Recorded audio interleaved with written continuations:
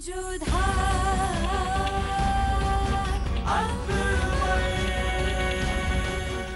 धारावाहिक किसी प्रकार की ऐतिहासिकता का दावा नहीं करता। तत्कालीन परिस्थितियों को दर्शाने के लिए आवश्यक और उचित नाटकीय रूपांतर किए गए हैं।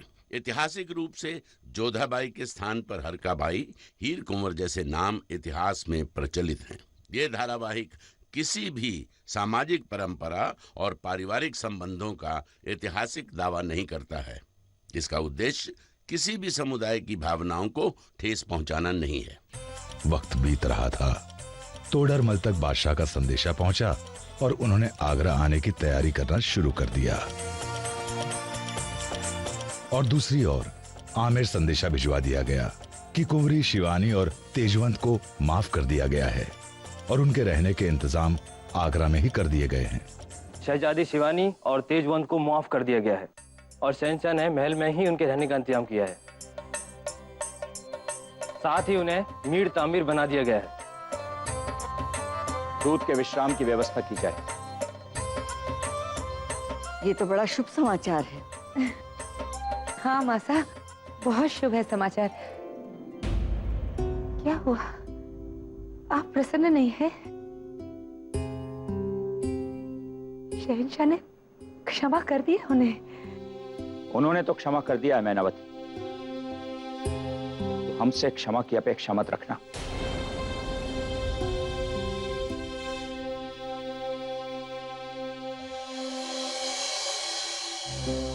बापू साहब, बच्चों से तो भूल हो ही जाती है ना, और फिर अंततः है तो वो आप ही की बेटी। बेटी वो होती है जो पिता का मान बढ़ाए, वो नहीं जो कलंक की कालिक उसके माथे पर लगवाती है। हमारे लिए तो उसी दिन मर गई थी वो, जिस दिन उस कारीगर के साथ भाग गई। हमारा उसके साथ कोई संबंध नहीं।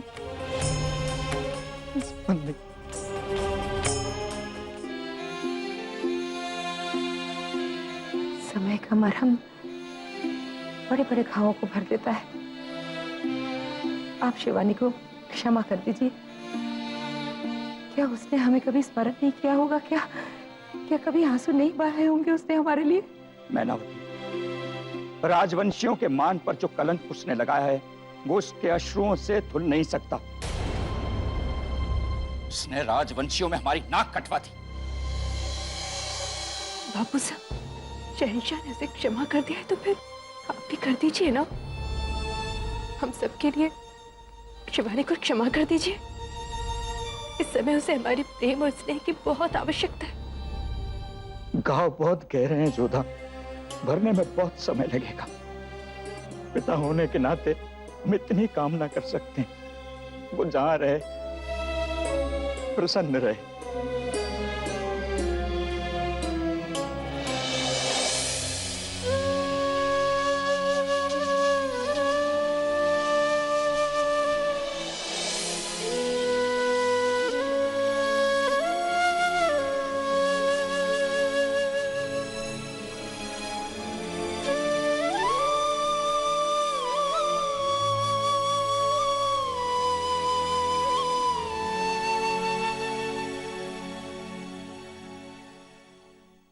जोधा, तुम रो रही हो?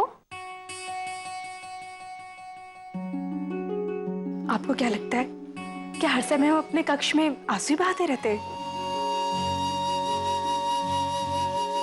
जरूरी नहीं कि आंसू बहाकर ही रोया जाए।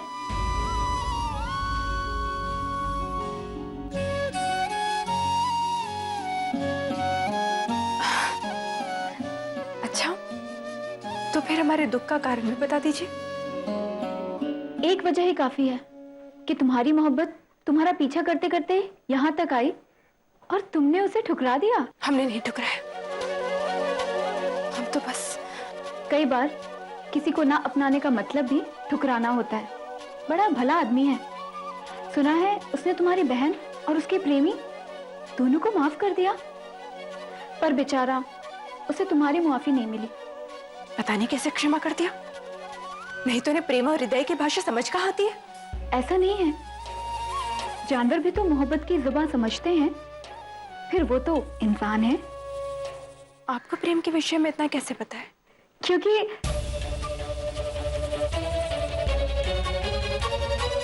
किसी ने मुझसे भी मोहब्बत की थी,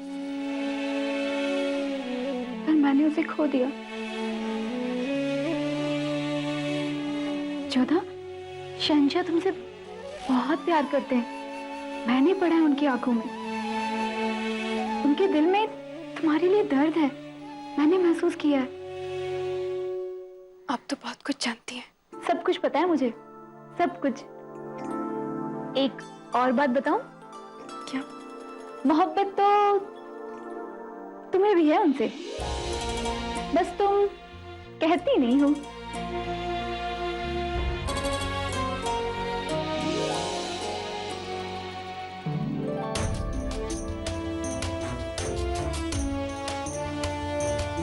आदाब हुजूर, आपके हुक्म के मुताबिक टोडरमल साहब पेश खिदमत है।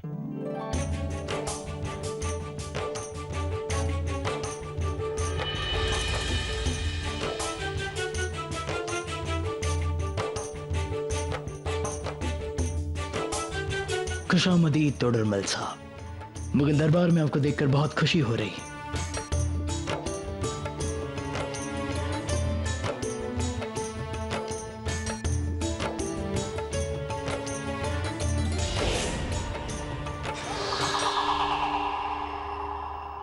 हमें तीसरी बार आपसे मुखातिब हो रहे हैं, लेकिन इस बार ये कोई इत्तेफाक नहीं। माफ कीजिएगा, हमने आपको बहुत कम वक्त दिया, लेकिन हम आपसे फौरन मिलना चाहते थे। आपका निमंत्रण पाना हमारे लिए गौरव की बात है शहंशाह, आदेश दीजिए। मामला इतना संजीदा है कि हम सीधा मुद्दे पर आते हैं। खजाने और महसूल से जुड़े महकमे में परेशानियां दिखाई दे रही हैं, कुछ गड़बड़ी सामने आ रही हैं। और फिर जब हमने अदका साहब से इस मामले पर मसलत की तो उन्होंने एक काबिल अहदेदार को शामिल करने की सिफारिश की। फिर हमारे जहन में आपका नाम आया। मुगल दरबार में एक हिंदू अहदेदार। लगता है मुगल सल्तनत में अब मुगलों के लिए ये जगह कम पड़ने लगी है। अब हम आपसे पूछने जाएंगे टोडरमल साहब कि क्या आपको ये ओहदा संभालने में कोई एतराज तो नहीं? जी, हमें कोई आपत्ति नहीं है, परंतु हमारी कुछ शर्तें हैं।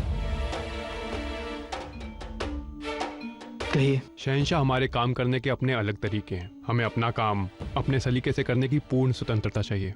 और दूसरा, हम किसी भी प्रकरण में सिर्फ आपका हस्तक्षेप सहेंगे और किसी का नहीं। अब आप इसे हमारी प्रार्थना समझें या शर्त। हमें आपकी शर्तें मंजूर हैं, सिर्फ हम ही आपसे रूबरू होंगे और कोई आपके काम में दखल नहीं देगा। तो फिर हम आज से ही काम पर लग जाना चाहेंगे। सुभान अल्लाह।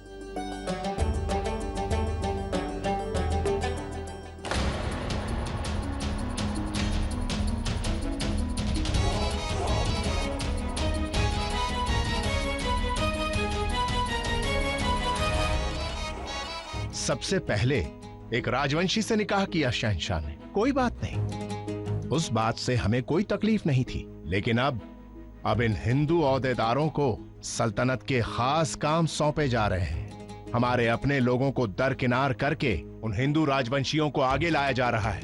पहले मानसिंह को यहाँ तालीम के लिए लाया गया और फिर उसे खास जिम्मेदारी सौंपी गई। राजा भारमल, शहजादे भगवान दास, तेजवंत और अब टोडरमल। गैर मजहबी, गैर तहजीब के लोग ताकतवर होते हुए दिखेंगे। सजा फरमाया आपने। उन लोगों को सूबे दिए जा रहे हैं, जागीरें दी जा रही, और वो लोग जिन्होंने ताज जिंदगी इस सल्तनत को दी है, उन्हें दूर किया जा रहा है। हमारी अम्मी जान इस बात की मिसाल है। अगर आप लोग जानते हैं कि शहंशाह जो कुछ भी कर रहे हैं वो गलत है, तो आप लोग शहंशाह को रोकते क्यों नहीं? क्योंकि पिछली बार शहंशाह ने हमारे हक कम कर दिए।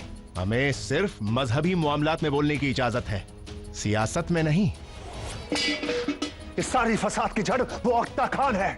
अगर उसकी मनमानी चलती रही ना, तो वो दिन दूर नहीं जब मुगल सल्तनत का नाम और निशान इस दुनिया से मिट जाएगा।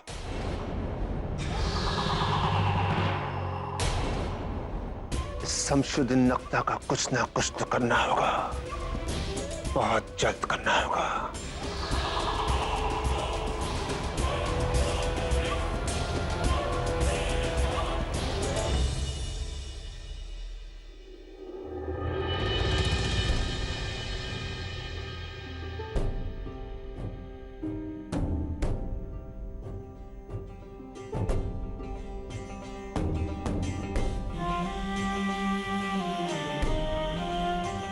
क्या आप भी हमारे लिए वैसे ही तड़प रही हैं जोधा बेगम, जैसे हम तड़प रहे हैं? कि आप भी इस चांद को देखकर हमें याद कर रही हैं।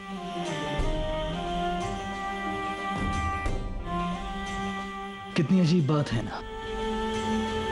लोग समझते हैं कि शहंशाह जो चाहे कर सकता है, जो चाहे हासिल कर सकता है, और इस शहंशाह को देखिए जो अपनी एक ख्वाहिश पूरी नहीं कर पा रहा है कि वो बस आपको एक बार देखना चाहता है।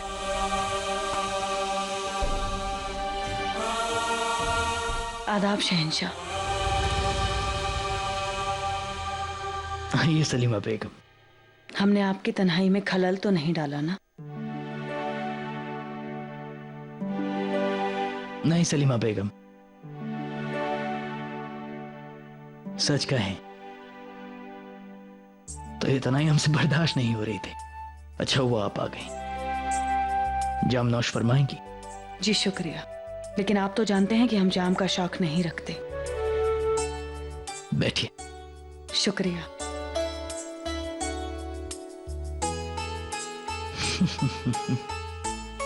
क्या अभी हमसे ये पूछने आई है कि हमने टोडर मिल साहब को खजाने की जिम्मेदारी क्यों सौंपी, जबकि वो एक हिंदू हैं और शेरशाह सूरी के वफादार रह चुके हैं? बिल्कुल नहीं शहंशाह, जब आपने कोई फैसला लिया है तो जरूर सोच समझकर ही लिया होगा। वैसे आप टोडरमल जी को कैसे जानते हैं? सलीमा बेगम, कभी कभी हम चाह कर भी, कोशिश करके भी अपनों से नहीं मिल पाते, और कभी कभी इत्तेफाक हमें अपनों से मिला देता है। इत्तेफाक? हाँ इत्तेफाक। आपको याद होगा एक बार हम और जोधा बेगम शेख सलीम साहब बाबा के दरगाह पे पाक सफर पर निकले थे एक आम इंसान के भेष में।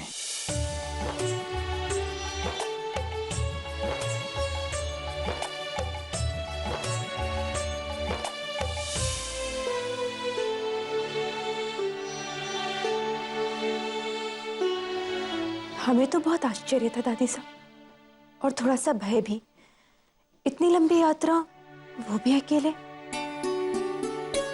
परंतु शहंशाह, उन्हें तो जैसे कोई भय था ही नहीं। पता है दादी साहब, एक बार तो तीर्थ कर ना चुकाने के कारण हमें बंदी भी बना लिया गया था। कितनी विचित्र बात है ना, मुगल शहंशाह अपनी ही सल्तनत में अपने ही सैनिकों द्वारा बंदी बना लिए गए। क्या उन्हीं के सैनिकों ने उन्हें बंदी बना लिया? हाँ, वेश तो बदला हुआ था, कोई पहचान ही नहीं पाया। फिर क्या हुआ? होना क्या था सलीमा बेगम, जोधा बेगम के साथ की वजह से सब कट गया। चाहे जो भी मुश्किल हो, वो हर पल मुस्कुराती रही। बहुत कुछ सीखा हमने जोधा बेगम से।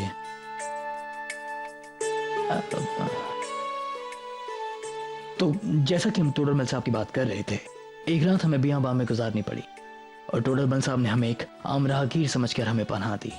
फिर दादी साहब, उस रात्रि टोडरमल जी के घर पर डाकुओं ने आक्रमण कर दिया था, परंतु शहंशाह भी का रुकने वाले थे। सबसे भिड़ गए और अकेले ही सब पर भारी भी पड़े। पता है, अपने आप में स्वयं एक सेना की शक्ति रखते हैं वो। उस रात्रि तो टोडरमल जी भी उनके साहस को देखकर आश्चर्यचकित रह गए थे।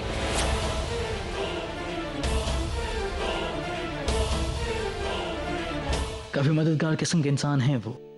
ना सिर्फ उन्होंने पिछले सफर में हमें आश्रय दिया, बल्कि इस बार भी जब हम जोधा बेगम को मथुरा में ढूंढ रहे थे और जख्मी हो गए थे, तो उन्होंने हमारी जान बचाई और जोधा बेगम को ढूंढने में हमारी मदद भी की। दोनों ही बार उन्होंने हमें पहचान लिया था, लेकिन उसके बावजूद हमारी मदद करने के बदले उन्होंने किसी चीज की कोई मांग नहीं की।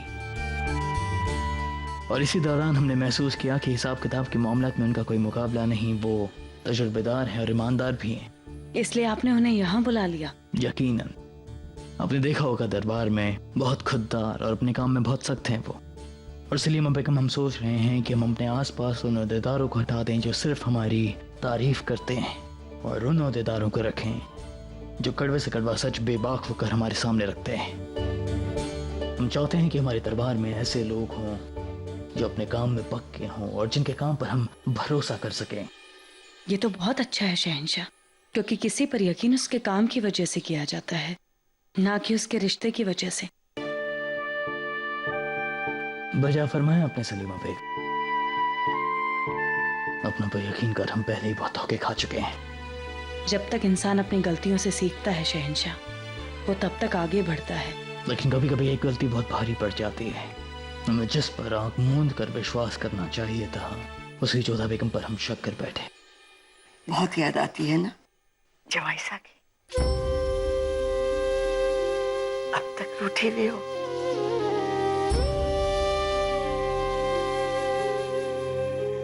बात रूठने या मनाने की नहीं है, क्रोध या अहंकार की भी नहीं है। बात यह है कि जब हमने उन्हें अपने पति के रूप में स्वीकार किया, जब उनके मान सम्मान के लिए हम सब कुछ करने को तैयार है, तो हमारे सम्मान को उन्होंने इतनी ठेस क्यों पहुंचाई? हम पर संदेह क्यों किया?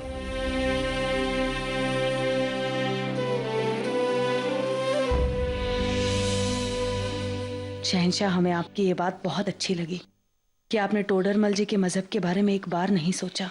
बेशक सलीमा बेगम, अक्सर मजहब और तहजीब इंसान में फर्क पैदा कर देती है, उन्हें एक दूसरे का दुश्मन बना देती है। लेकिन हमने जोधा बेगम से सीखा कि मजहब कभी दीवार नहीं बनता है। अगर कोई चीज मायने रखती है तो वो होती है एक दूसरे के लिए अपने जज्बात और इज्जत। फर्क नहीं पड़ता है कि आप अपना सफर कहाँ से शुरू कर रहे हैं, लेकिन आप कहाँ जा रहे हैं, आपकी मंजिल क्या है, ये बात ज्यादा मायने रखती है। जी, वज़ा फरमाते हैं आप।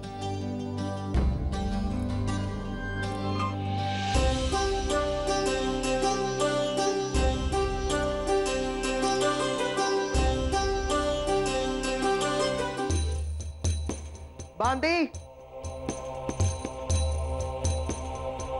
कोई है वहां? कोई है वहां?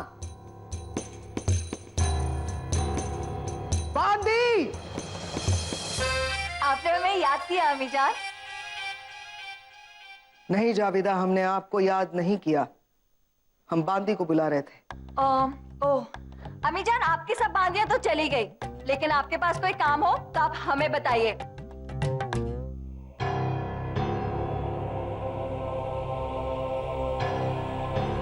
हमें कोई काम नहीं है आपसे, आप जाइए। अम्मी जान, अगर आप बुरा ना माने तो एक बात बोले।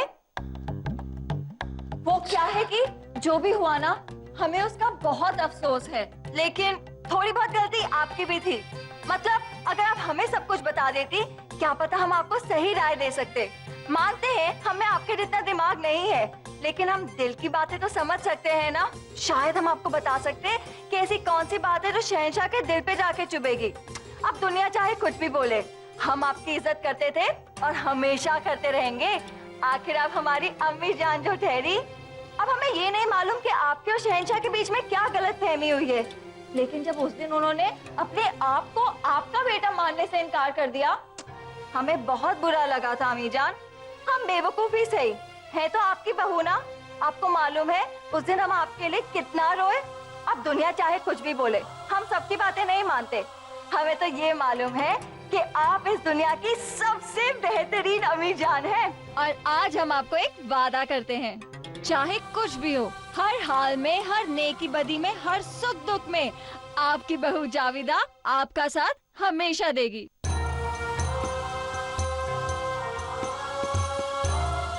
हमने हमेशा आपसे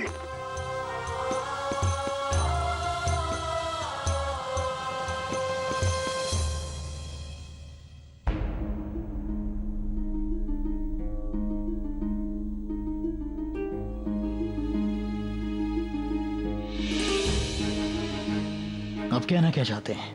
यही कि इस कार्य प्रणाली में बहुत त्रुटियां हैं। लगान और महसूल के जमा निकासी के प्रबंधन में बहुत समस्या है। जिस तरीके से कर की राशि को शाही खजाने में जमा किया जा रहा है, उसमें हेरा फेरी की बहुत संभावनाएं हैं।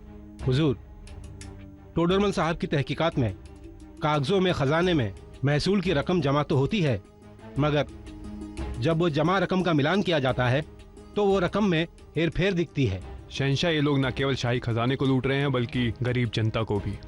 हम समझे नहीं। शहंशाह, जनता इस कार्य प्रणाली से प्रसन्न नहीं है। उन्हें कर बहुत चुकाने पड़ते हैं और सुविधाएं ना के बराबर हैं।